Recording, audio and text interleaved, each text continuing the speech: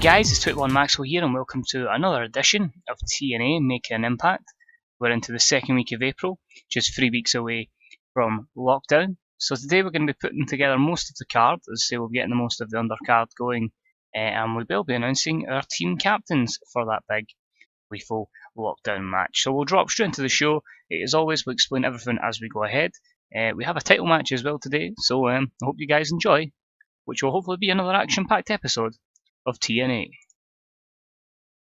So 6,370 at the Ripken Stadium.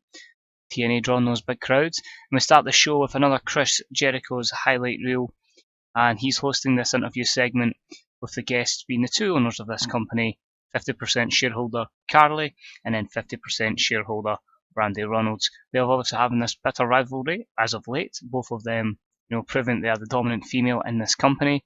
And it has been decided they will, of course, go and be team managers as the 5-on-5 lethal lockdown match happens, just to see who can pick the better team.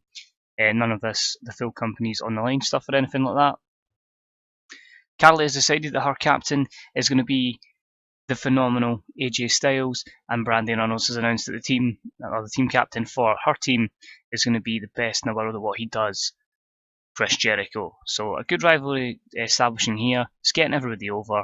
That was a B-74. The angle got the show off to a strong start. They got the crowd hotter. Chris Jericho was a real star in this segment, and Carly looked dreadful in it. But again, it's to help try and get her over. Basically next, Chris Jericho and AJ Styles have a little heated confrontation. AJ Styles has basically interrupted this, just saying he's going to show Jericho when they meet, he is the best in the world. He is the phenomenal one. And he's got another matchup coming up next. He's going to showcase just how damn good he is. It's a B81. The performance of Chris Jericho was fantastic. And the Y2 AJ storyline has advanced with this segment, and it also has gained a little bit of heat. No skill improvements here. Only negatives was the low heat to the storyline as of present, and the limited time allocated to this storyline or to the segment. So AJ has a matchup against DJ Zema Ion. He wins in 7 minutes and 19 with the spiral tap. C62, nothing spectacular because of a lack of overness on DJ Zema Ion. I think I had a decent match in real life. AJ Styles was off his game. Zema Ion with 32, AJ Styles with 71. Again, just building up the momentum and keeping AJ away from those dream matches just as yet. Next up, in that match we promised last week, it was a terrible matchup that Moose defeated Aiden O'Shea in 503 by pinfall with a powerbomb. E plus 32. Moose was off his game, and Aiden O'Shea has a gimmick that is getting a little stale. The match killed the crowd a little bit with Moose's poor 25 performance to Aiden O'Shea's 32. There were no skill improvements in this matchup, and as always a lot of negatives there for Moose, but he's getting good momentum, and just hopefully we can work with him and get him to be far better. Next up we had a number 1 contenders match for the TNA Tag Team Championships, just going with a couple of different teams in this division, and it was about that had some decent wrestling. It didn't have much heat, and it was the team of Phoenix and Rey Mysterio Jr. who defeated the Tribunal in 9:46 when Phoenix defeated Baron Dax by pinfall with a Meteora. In terms of in-ring work, Rey Mysterio was head and shoulders above everyone else. The C-58 is a pretty promising matchup there, considering we're trying to get a lot of these talents over. Basil Baraka is not suited to his gimmick, and Baron Dax was off his game. Mysterio has 66 performance here, far outshining Phoenix on a 49, and the tag team of Dax and Baraka on a 40 rating, but they are getting better.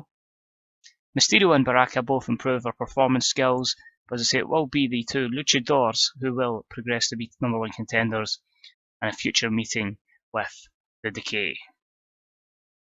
Speaking of the Decay, they came out and this especially just laughs at the fact that it's two little midgets in masks are the new number 1 contenders, and that's who the Decay will have a date in Destiny with soon.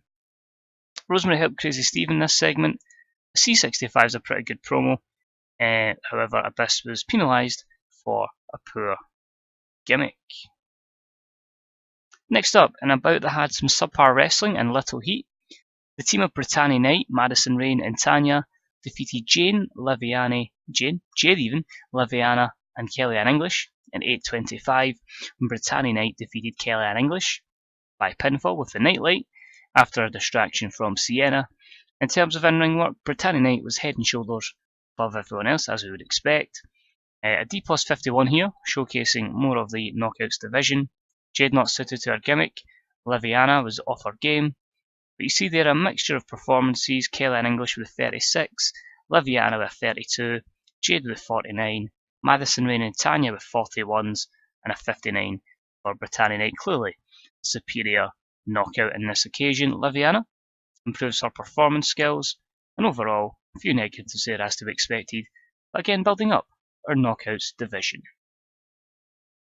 Now, due to punishment for interfering in this matchup, Sienna now has to defend her championship against Ali, and it was in a poor matchup that Ali defeated Sienna in 7:54 by pinfall with a fast roll-up, meaning that Ali becomes the TNA Knockouts champion.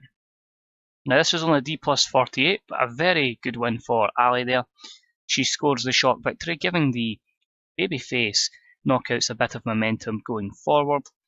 She leaned a 42 performance to Sienna's 49, but the storyline has advanced and it gained it some heat because it has been a long drawn out storyline. The only negative was Sienna's chemistry for motivation.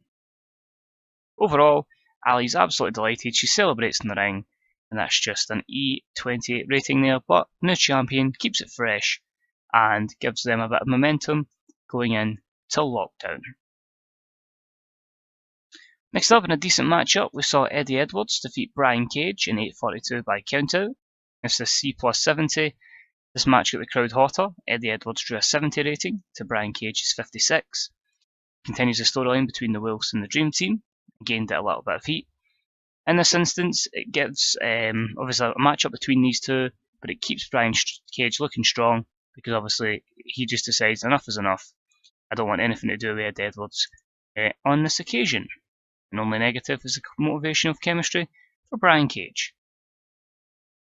Basically, this then leads to a brawl to the back because Brian Cage has tried to escape. Mike Bennett is obviously leaving with him, and Eddie Edwards and Davey Richards decide enough is enough, and they just want to have an all-out brawl.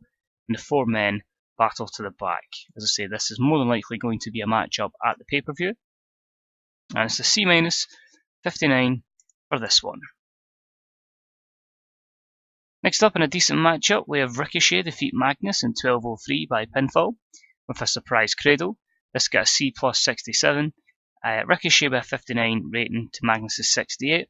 The reason for this matchup is now going to be the number one contendership for the TNA National Championship, therefore giving Ricochet a matchup against the champ, Shibata. So a good one there for Ricochet, a big name, big scalp there with that victory. Only negative is the inconsistency of Ricochet, but a good win for him as we look to push him further up the card. And after the matchup, Ricochet is celebrating. Shibata goes, "Alright, you think you've got a chance against me?" And he just beats him down and hoists the title high above his head to say, "I'm the champ, I've been the champ for a while now, and it's going to stay that way." So C+69 for Shibata. Next up, we've just got Fergal Devitt coming to the ring to do some colour commentary for our main event matchup. B-76, he talks about how it's a nice surprise that Bram was able to win the number one contendership match, and he's looking forward to doing battle against Englishman whenever that matchup may be. The main event was absolutely solid. It was about that had great wrestling and good heat, and Bram picks up the win in 16:50 against Jay Lethal, winning with the curb stomp. So a good main event matchup there, drawing a very good B82 rating. Lethal with 77 to Bram's 73 there, so that'll hopefully help elevate Bram. A good win for him, no cheating involved. It's showing that he is a legitimate threat in this matchup against Fergal Devitt. And to end the show, they end up just, Devitt has enough, he just decides, let's go. The two of them decide to have a bit of a brawl. This brings out security, and we basically end in Fade to Black, with security separating Devitt at one side, Bram at the other, as we get ready for what is going to be hopefully a monumental championship matchup between these two guys. It was a B78, meaning the show itself drew a B78 as well, we're getting a lot better ratings here with our main stars. They're the guys that are effectively increasing their popularity to every show. It's up to us to get everyone over to be as good a support cast as possible. So an interesting show, as I say. We've got a new Knockouts champion, a good chance there to put someone else over. As I say, it's bringing that whole division up itself, and hopefully it can get better and better. Just like to confirm, we were not able to sign Cody Rhodes. He decided to go to New Japan.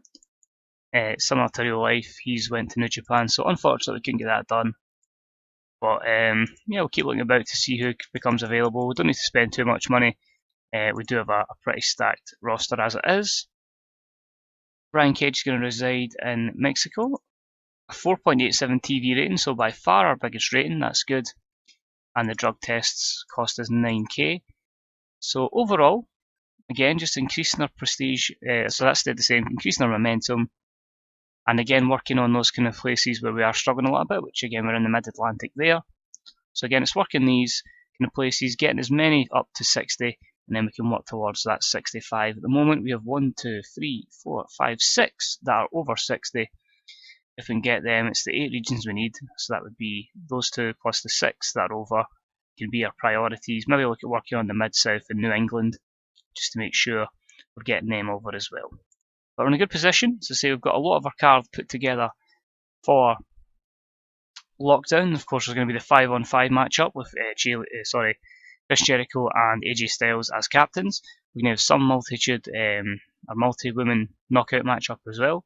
5v5. Don't know if I'll put that in a cage, but we'll certainly have that. Not every match will be in a cage, by the way. I don't like that gimmick. I just would like to do it at the main event or one of the main matches there. Likely we'll have Fergal Devitt versus Bram. Or probably some sort of association between the Decay and Mysterio and Phoenix. Something with our X division, and of course likely to have Ricochet versus Shibata as well. So hope you're looking forward to that. Is there any of those matches you'd like to see? Who would you like to see in each of the five teams? Let me know who your predicted will be in those matches. As always, any comments, likes, subscriptions, shares, all that jazz is all deeply appreciated.